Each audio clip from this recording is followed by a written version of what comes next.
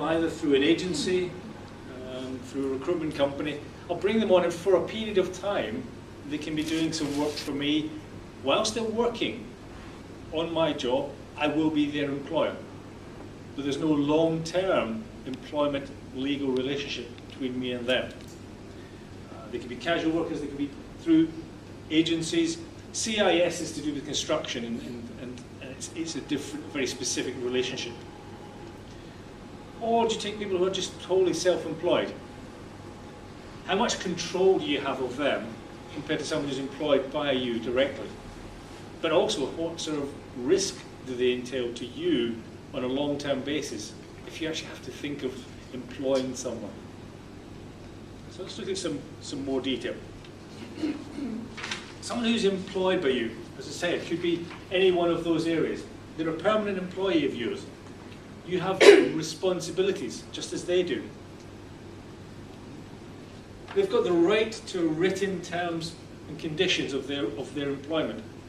And the legal status is that they've got to have those no more than 8 weeks after they start work for you. They may just have an offer letter from you up until then, but they've got to have written terms and conditions. Failure to give them written terms and conditions in the long term can cause you problems and issues. But that contract of employment states the mutuality of obligation, what they're expected to do, the hours they're expected to work, when they're going to be working, where they're going to be working.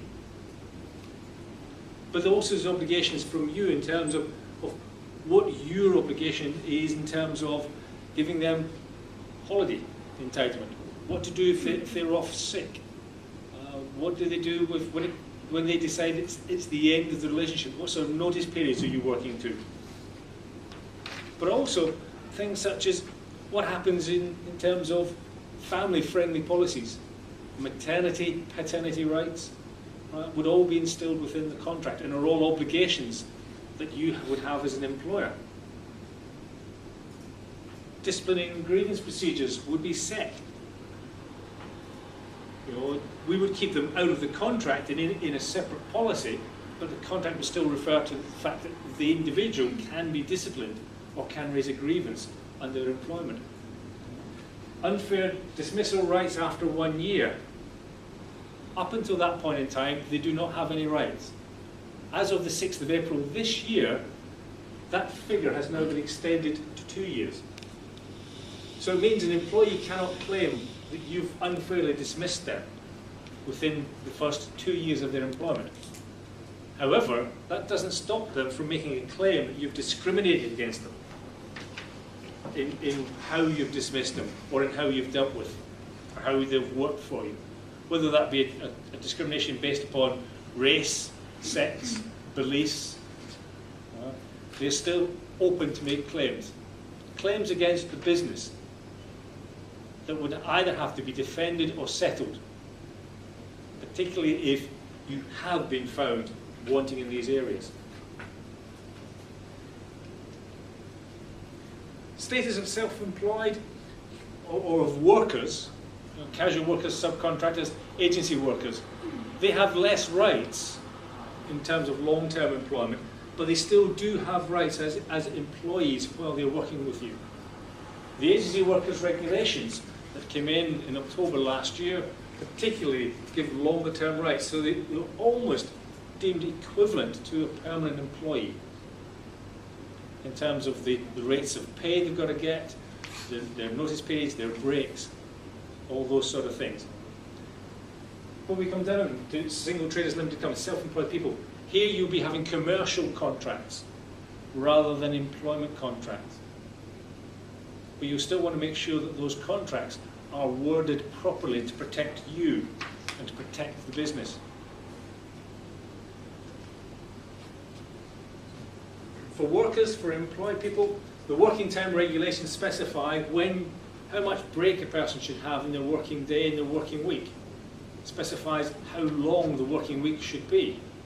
It should be no more than 48 hours. And if you're working more than 48 hours in an average of 17 weeks, you either have to stop working so hard, or you have to agree with your employer that you are happy to work those hours. But the working time regulations also specify that you've got to give 28 days paid holiday throughout the year. Now, those 28 days can include public holidays. But that's the statutory minimum. To do any less than that would be breaking the rules and leave you open to litigation from the employee. As I say, casual workers, when they're working for you, they have the same rights as your normal workers.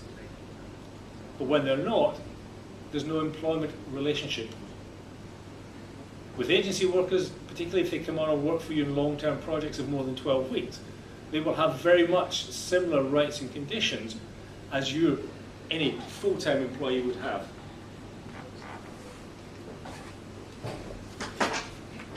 So when do you think about taking on people? When work gets busy? But in looking forward, how long is that extra work going to last? Is it a case of, do I need to take on someone because that work is going to be there long term? I've now got my business to another stage, another level, and I know I need to expand. Or is it there's a short-term peak in project work you have to do? And so that's when you need to start thinking about the difference between, do I take on someone as a permanent employee who will be there all the time, and if work falls off, I've got issues in bringing that relationship to an end in the future? Or do I bring them on just for a period of time? Or do I bring someone in freelance to help just with that particular project? Now, you will know yourself, when you look at your business, what is going to be the best option going forward for you. For self-employed people, as I say, they would be more for the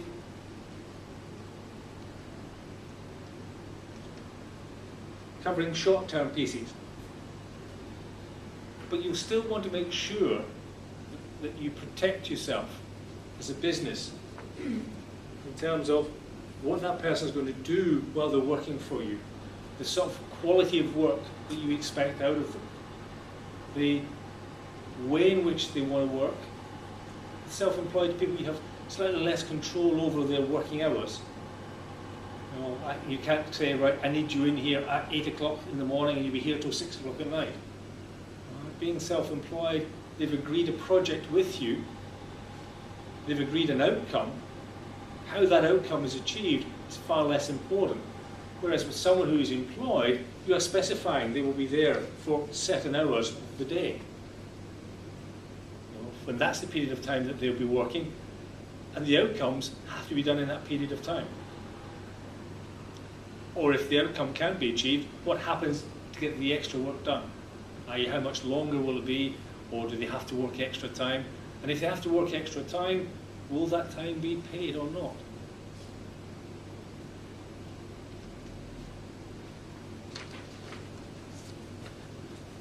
The bottom line is that we try and take on people to divide our problems rather than multiply them. But often we find that it is that part that we actually add to our problems. Contracts are really the foundation of the relationship between you and your employee, your worker, or the freelancer you've taken on in a project. It's making sure that the words in those contracts do provide you with suitable protection. What for you would be the biggest issue if you had somebody who comes to work with you and suddenly leaves very quickly? What would be the worries and concerns that you would have? Might go to a competitor. One could go to a competitor. Yeah. And what would you take with them? IP? Yeah. Contact details? Yeah. They may not finish the work that they're supposed to have done. The contract is really where you set down how to protect yourself to reduce that danger as much as possible. Within your contracts, and hopefully I'm not taking anyone's fire in the next presentation, you want to make sure you clearly specify what is your confidential information? What is the information that stays within your business? Not only whilst the person is employed with you, but once they've left. What's the things you want to put in there to stop them going directly to your competitor? I think it's called restrictive covenants. You're allowed to have within your contract. Within those, they're designed to protect trade secrets and trade connections.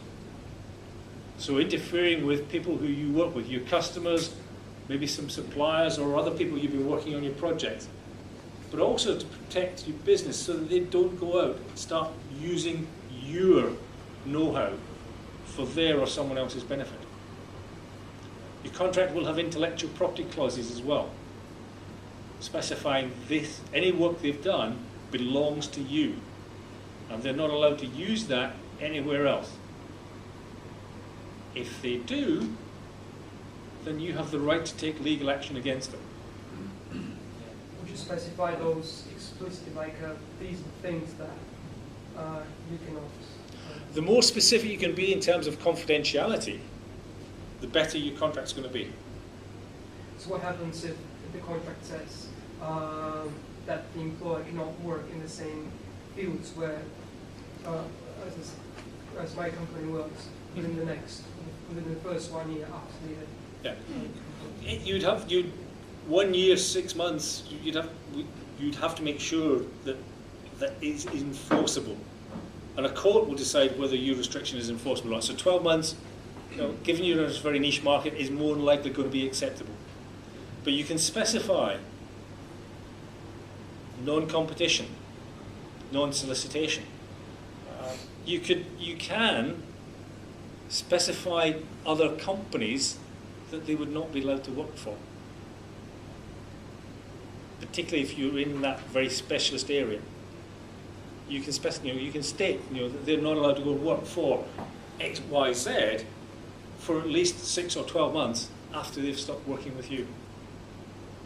And that would be a legal term in their contract, which when they leave, if they were to try and work with that new company, not only would you be talking to them as an individual, but you would be showing that new company, these are the restrictions that this person's had employed with me, they cannot work with you. If you employ them, then I have the opportunity to take action. So you can be very specific in what you specify. What you can't do is a catch-all, broad, you're not allowed to do anything, you're not allowed to work anywhere. What a court will allow is sufficient protection or restrictions to protect your business. Let's say that other time this person starts, the company has one main area where it operates, and that's explicitly specified in the contract. Mm-hmm. But then they're considering starting to a different area, Yeah. but they're not doing that yet. And they're building all the know-how, and then at the point that this employee leaves, the company is not yet engaged in this officially, but he already has all the know-how, the research, everything. How would you do that? Well, again, you still look at your confidentiality clauses. Try when we design a contract, we try and look forward as well. So how would you address that? You can specify technologies. If that's the case, you can specify the business area that you've got, the project, and what you're planning over the next few years. If you're looking that far ahead. We can't write down everything, and you won't be thinking, you won't necessarily be thinking, I'll go into that field in 3 years' time, so I'll protect it now. It may well be that when you start to move into that area, then you start thinking about rewriting the contracts or reissuing contracts with those new restrictions in at that time in the future. So is this a common practice to revisit those situations? Where circumstances change within a business, where someone takes on a new role within a business, we will often rewrite new contracts which will have different restrictive covenants, different levels of confidentiality than their previous, because the level of responsibility has changed. And so there'll be further conditions put on. So it may have been that when they started, the restrictive period of time was 6 months. When they've moved forward and become more important to you, it may well be that the restrictive period of time becomes 12 months. So you are able to change the contract with their agreement as things develop in the business. But the more specific you can be, the better the protection is going to be for you and your business. Simple things like, putting in the contract, all the things you deal with is confidential information. All the things to do with your property. Any property that you have belongs to you, your business. You want to make sure that it's written into the contract that before the person leaves, they return everything. And you can specify it's physical, laptops, phones, but any notes, discs, recorded material, all of that can be specified. And what we also do is within the contract, give you the right not to pay the final salary payment until you've got everything returned and verified. Now, it's easy for people to say, you have your bit back, but they've made a copy. But it's a deterrent from them doing so. But the contract will also specify that if they do that and try and use that material over there, then you have the right to take legal action against them and potentially their new employer. Now, the amount that you put in terms of restrictions, periods of times, will differ between an employee contract and a self-employed or a commercial contract. But you still want to make sure that even if you are taking on a freelancer, that you are specifying your rules on confidentiality, IP, and you will be able to put in certain restrictive covenants within the self-employed agreement you have with. And it's making sure you get those in up front when you issue the contract. So it's the whatever the working relationship, you still need to make sure you put those protections in. If we get the contract wrong, yes, the employee can turn around and say, well, you didn't pay me my holiday pay that I should have had. You didn't give me the right level of notice. Okay, for those who wait a longer time, you've not dealt with my redundancy properly. Right? All of those could be claims against your business from an employee position. HMRC will look and say, well, is this person really self-employed? Are they a true freelancer or are they an employee? And the sort of things that they will do to test that is, one, did you specify to the self-employed person, the freelancer, particular hours that they had to be in the office, had to be working? Did you give them equipment to work on? Did you specify if they're not going to be in, they have to then make up the time at another point? If they're truly freelancers and self-employed, if they're not available for you that day, they could put somebody else in to do that work on their behalf for business. But you'd want to make sure that your contract with them equally specifies that all the restrictions and confidentiality clauses would relate to anybody that they use within the process as well. And so if they bring somebody else in whilst they're not around for a couple of days to work on your project, that person is still covered with the same regulations on confidentiality and IP than the contractor who is dealing with the major part of the program. But HMRC, as probably you're all aware, like to get as much tax in as they can. And so they will look closely at the relationship between you and the person who's working on your project to see if it is an employed contract. And the more people who are in an employed contract, the happier HMRC are, because you're collecting the tax for them rather than them trying to do it. And they're far better able to make sure they get all the tax in. So how do we try and resolve issues? Make sure these things don't happen from the beginning. Have the contract, and let the individual who you are taking on see that contract. Make sure they're aware of what the terms and conditions are that they'll be working with you, and what the restrictions are whilst they're working for you and if they leave. Things I've not mentioned before, but things such as just social media. If they're going to be working with you, what's going to be your policy on them using social media? Are you happy for them to be on their Twitter account, their Facebook account, talking about the work they've done for you over the last couple of days?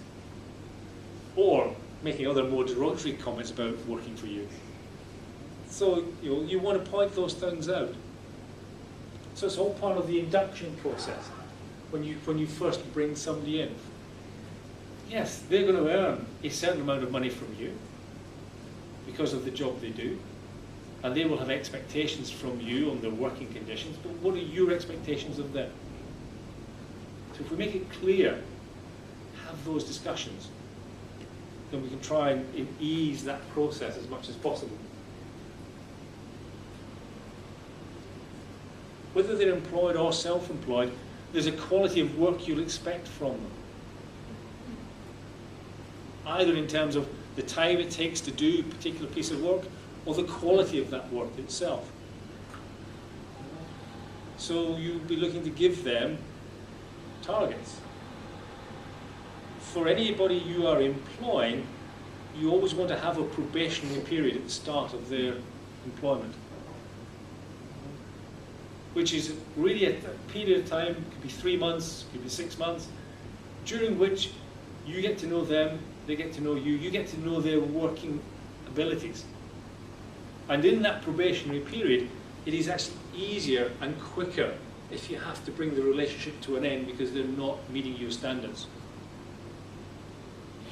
Once they've gone through probation, they'd be on to slightly longer notice periods. You may have said, at the end of the probation, you will increase your notice period, but also will give you a pay rise.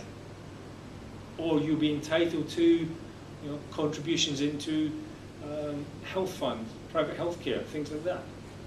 But until you've got through probation, until we understand just how good the quality of your work, then you're not entitled to certain things within the work environment. At the end of that 3 months period of time, you're able to turn around and say, yes, you've been successful or not. If they're unsuccessful, then you terminate them with what will be ostensibly a week's notice. But they would still be bound by the constrictions that you've got within the contract. So they can't, well, that's gone, and then start taking everything with them. You want to make sure you hold on to what is your property, your know-how, and the results of the work that you put in over years and months. Any other questions? Getting back to the probation, again, during that probationary period, you should give them